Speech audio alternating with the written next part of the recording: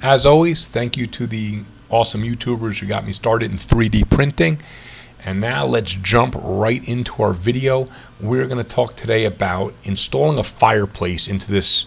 City of Tarok has some incredible models, and they've just started releasing them from the Kickstarter from Black Scroll Games. And one of the things that I thought they should have done, because they're making furniture and fireplaces and all kind of stuff, was to have a space to put the fireplace. They did it so that you could install fireplaces anywhere you want. But I want it where the chimney is, but the chimney is a solid block. So I've dropped, as you see, an insert cube. And also I dropped the fireplace from the Lost Adventures Kickstarter, which I've been test printing for. So the fireplace comes in two parts. I think I'm only going to need the bottom. So what I'm going to do is first I'm going to rotate that so it's facing the proper orientation, facing me. Then I'm going to move it into position. And I want it basically as approximately centered as I can be on where the chimney would be. I'm going to lift it up so it's sitting at the right height. I move it in just to see what it looks like when I put it in there. If I just insert it like this, it won't work. I need to actually cut that space out, then insert this model. That's why I say the big green square. So I've used insert object cube, and then I've just, I didn't resize it yet. It happens to be almost the size of my fireplace, which is good. So what I'm going to do is I'm going to resize it by making it a little bit wider so it matches the width of the fireplace that I want to install. And you'll see a little frustrating as I'm resizing this. My computer, I think my memory was really clogged up from all the Photoshop and 3D Builder and Chitterbox and all the files I had opened. So you'll see me frustratingly clicking around trying to input numbers, and it won't take the input sometimes for a second or two. So bear with me, but we can talk more about what we're doing anyway. So what I'm going to do, the goal here is to resize the green box to about as close the size I can of the fireplace I'm going to insert. Then I'm going to subtract. You're going to see me go to edit, subtract. I'm going to subtract that green box from the house model.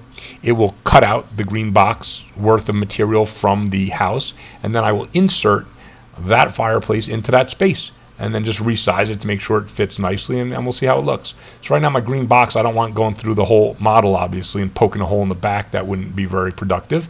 So I'm going to resize my green box so it's not too big, but big enough to hold the fireplace.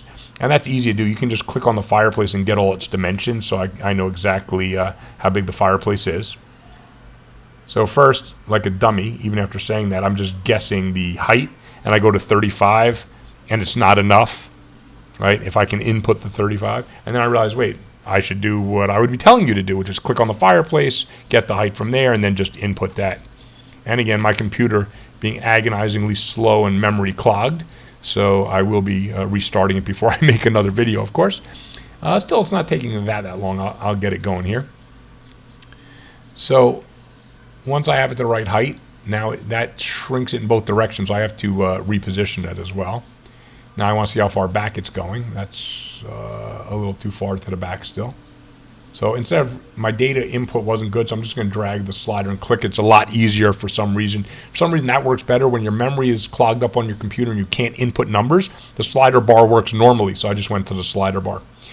So now what I want to do is I want to get the green box so it just comes out, not the top. I'm just doing that to see the size. I want it to just come out into the room a little bit, and I don't want it to go through the floor. I just want it to go down to the floor. So 3D Builder has a pretty good function that when you lower something to another object, it kind of, when it touches it, it kind of gives you this little stoppy type feeling. It's hard to describe. The model kind of glues to that part for a second so you know where it is. So now I've got it protruding just a little bit, which is fine because the, I don't know what you call it, but the little part of the fireplace sticking up. It's not the mantle, maybe, I don't know what you call it when it's on the bottom. That's going to stick out anyway, so if I cut a little bit of the floor away here, it's fine. So now I've subtracted the green box. Now I'm just going to push the fireplace in, so I think it looks good. I want it, most of it in, even though that little shelf there might look a little wonky. I still don't want much of this sticking out, because the one reason I'm putting the fireplace in instead of just against this wall piece is I want as much. These houses aren't that big inside at the scale they're at, which is fine. You don't want your table would be covered, but I still want to leave as much interior room as I can for furniture and for figures when the characters get in there. So I want this fireplace has to be in the recess. That little bit sticking out I think looks nice though. That's pretty realistic. Now I'm resizing the fireplace, make sure it fills up the hole completely. And now all I have to do is select the house part and the fireplace part with the sticky select on the bottom right, and then hit the merge button, which is the top button on the right. You'll see me go there in a second. And then I've got a complete model. Now when I print it, it's going to print exactly how you see it, which I think looks pretty damn good. A lot better than the blank space for now. And I do think the creators of this Kickstarter are going to hollow out those spaces for us in some of the future releases. But I don't want to wait. I want a fireplace in there now. So that's why I'm showing you how to kind of kit bash this. You'll see the whole model now is below the plate, by the way, the other floor. That's why it looks a little weird. But I'm going to be lifting that all up, so don't worry about it. So I'm just taking a look from different angles, make sure it looks about as good as it can look. And what I really wish is if this fireplace that I installed had a space for an LED, we'd really be rocking and rolling. And I'm sure I'll get to that in a future kit bash when I find the right fireplace model with the LED. Here I'm resizing a little more, make sure it fills up the hole. It sticks out a little bit nicely. I kind of like the way it's looking right now. Looks pretty good. And if I want to get fancy, I could hollow out the chimneys some more, but there's no need. It's going to be covered by another piece of chimney. So there's no reason to do that unless I maybe want to save on some plastic, but I don't really care. So it looks good. Fire looks like it's going to print out nicely there. It's all sticking straight up, so nothing in there needs supports, which is great. So this whole model, which was supportless before, is still supportless. There is a decent sized bridge in there that I've created, but I'm going to try to print it like that. I actually think my ender can handle it. Worst case scenario, I would support in there a little bit, but I'll figure that out. If that's the case, I'd actually cut the fire off, take it out, support in there, print the fire separately, then move the fire back in. So first I'll try to print it supportless and see how my ender handles the bridging. But I'm thinking it's going to be okay. So just looking it over now and showing you guys that this, you print this out like this, paint it up, it's going to look awesome. And that's it for today. So hope you enjoyed, hope you learned something. Hit the like, hit the subscribe. Thanks.